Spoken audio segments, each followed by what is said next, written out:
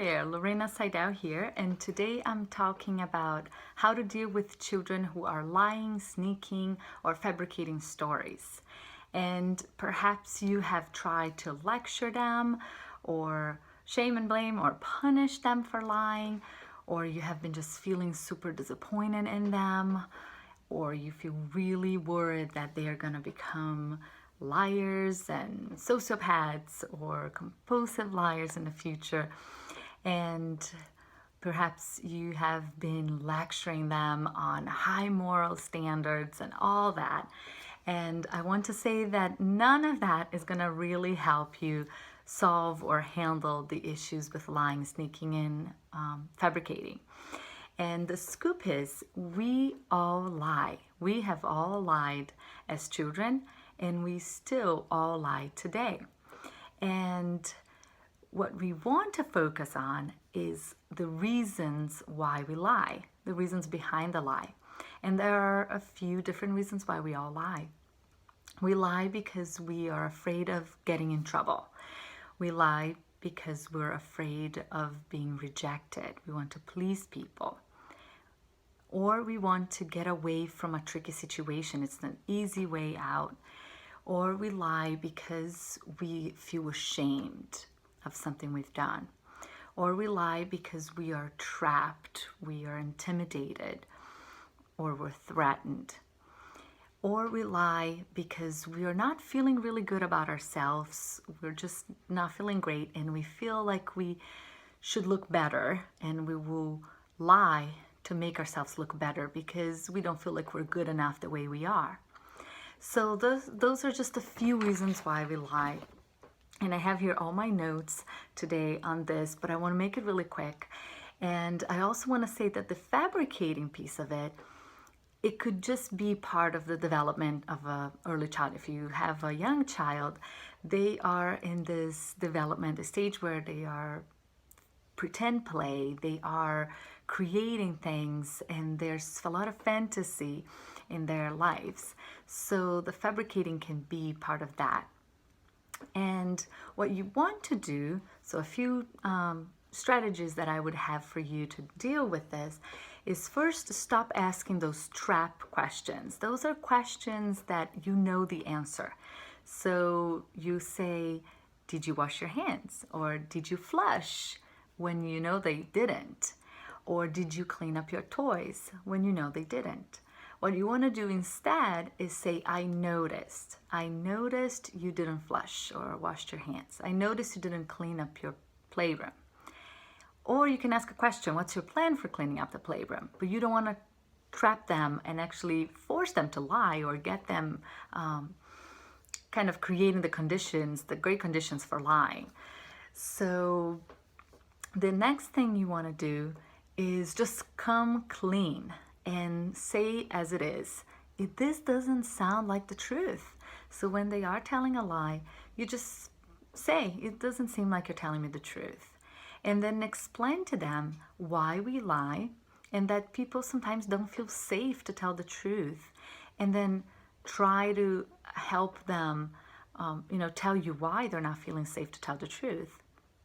You can validate them saying that this is a typical behavior we all do. They're not bad because they do it.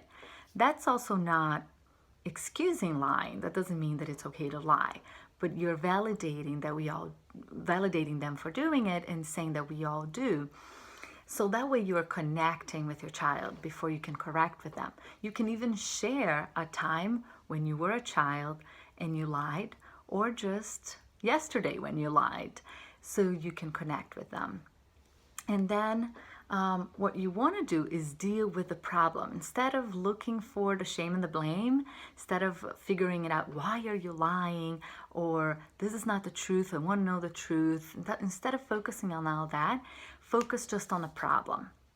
And a way to do that is get curious and ask genuine questions about what happened, how are you feeling about this, tell me more. And invite your child to open up and have a conversation about this. And you're doing this in a really coming from a place of compassion, a place of empathy, and a place of wanting to help your child. not from that place of wanting to, again, trap them or wanting to confirm that they really lied and make your case about the fact that they're lying. And what you also want to do is respect your child's privacy. If they do not want to talk to you about something, that's okay. And they should know that that's okay. And the more we try to force things out of them or we're not respecting their privacy, the more we're inviting them to protect their privacy by lying. If we're going into their things, if we're not giving them the space they need, they will develop this mechanism, defense mechanism of lying. And some other tools you can use is just proactive tools. So things you can do on an ongoing daily basis in your parenting is just always reminding them of that message of mistakes are a great opportunity to learn.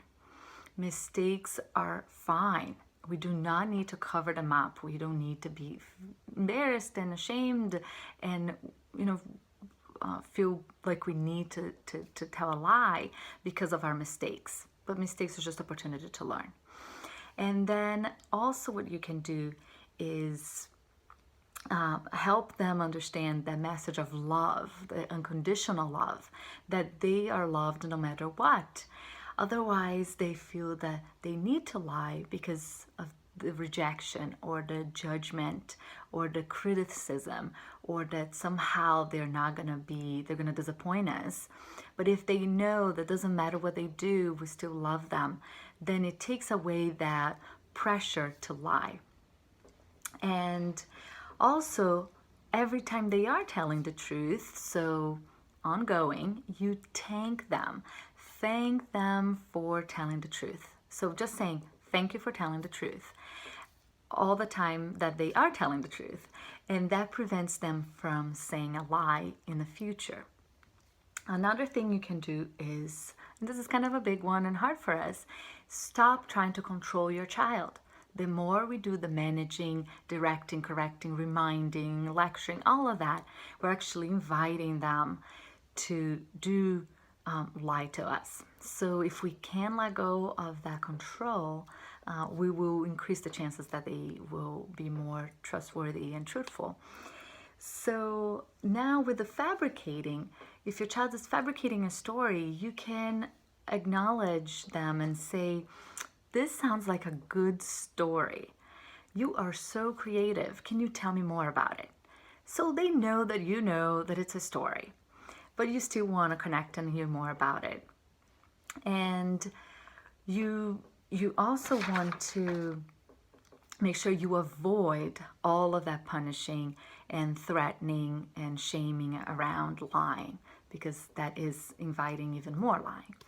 And of course, you do want to teach your child morality. And this, of course, will also come as your child grows and their brain develops that sense of morality. But if you do want to teach morality, instead of lecturing, you can just talk about trust, developing trust in your relationship with your child, and building that connectedness and building that authenticity. So you come clean every time you lie. You share times when you lied, or explain that maybe someone cooked something, you said it was delicious and it really wasn't, but you didn't want to hurt their feelings. Or you said so-and-so looked good, or what they did was good, when in fact you didn't really think that, but you did because you wanted to make them happy. Or you did something, you made a mistake and you got in trouble, and you told a lie because that was an easy way out of that trouble. Maybe it was you got pulled over and you said a lie, or maybe you missed a deadline and then you told a lie about why you did, or you forgot something and then you made an excuse.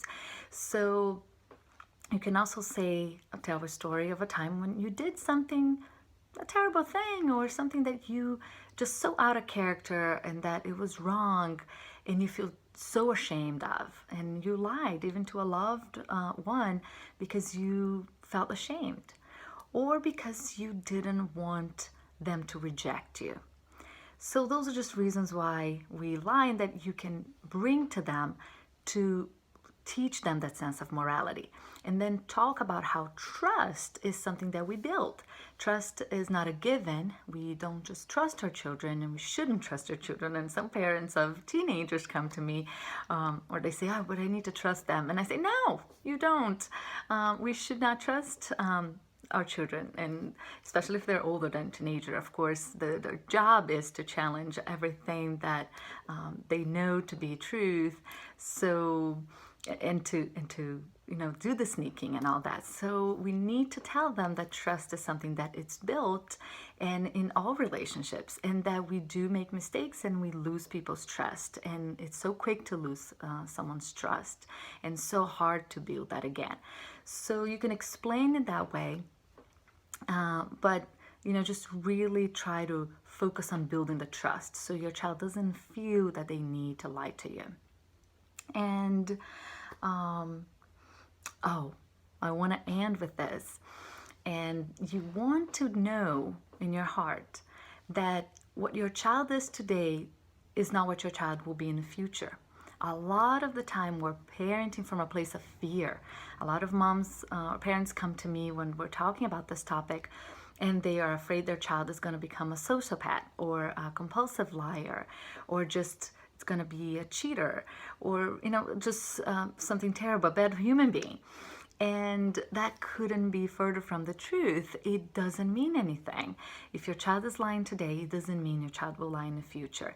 And in fact, I can guarantee your child will lie in the future, because researchers, everyone has looked high and low for people who has never lied as children or who don't lie today, and no one has found anyone. So if you are worried about that, just relax and understand that it doesn't mean anything. So you want to just keep role modeling how you are addressing the topic of lying for yourself, and how we are all working to be better people. We're trying to do the best we can, and that we all make the mistakes, we all lie, we sneak, we fabricate, but we're really just trying to be better and to be good human beings and being honest, and value that. Value that in other people when you see, value that on them, value that in yourself. And that way they're going to be learning through your parenting and this journey with you. And that's all that I gathered here in my notes today. And I want, if you do want to hear more about this, you can post a question, or you can shoot me an email. You can subscribe to my mailing list so you can get more parenting information on how to be more intentional, more purposeful about our interactions, and the way we handle discipline or just parenting challenges with our children. Because your children, they can have a very peaceful, wholesome childhood, and you can feel good and proud of yourself at the end of the day. That's what I believe. And I hope you have enjoyed this. I will catch you the next time. Thank you.